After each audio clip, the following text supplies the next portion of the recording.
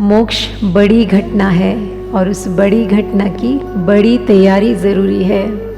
उस तैयारी का पहला कदम तुम उठाना शुरू करो। कठिन है, क्योंकि अगर तुम जाग कर चलना चाहोगे तो तुम पाओगे क्षण भर भी नहीं चल पाते।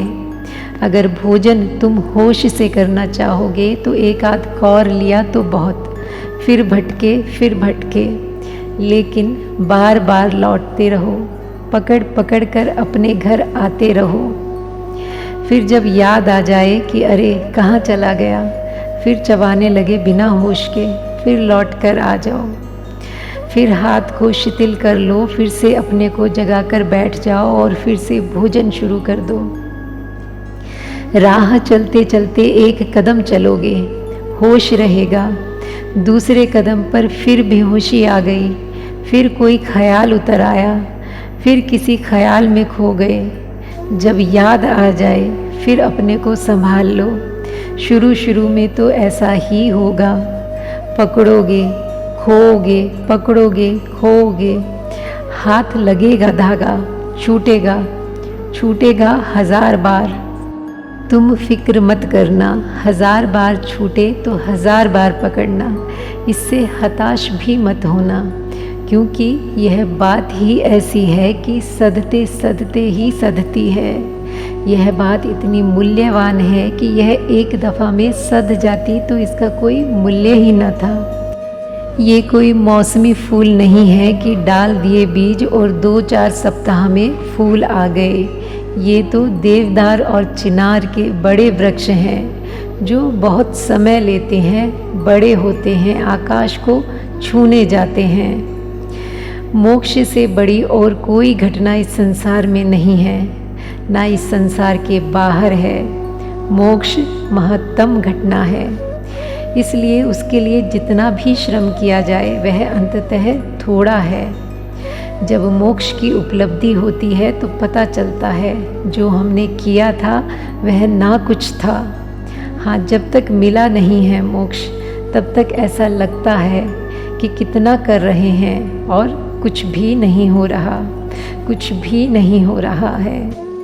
ख्याल रखना, जैसे 100 डिग्री गर्मी पर पानी भाप बनता है, 99 पर भी भाप नहीं बनता, 99.5 पर भी भाप नहीं बनता, ठीक 100 डिग्री पर बनता है। ऐसे ही तुम्हारे प्रयत्न की एक डिग्री है, तुम्हारी चेष्टा की एक डिग्री है, तुम्हारे तप की एक डिग्री है।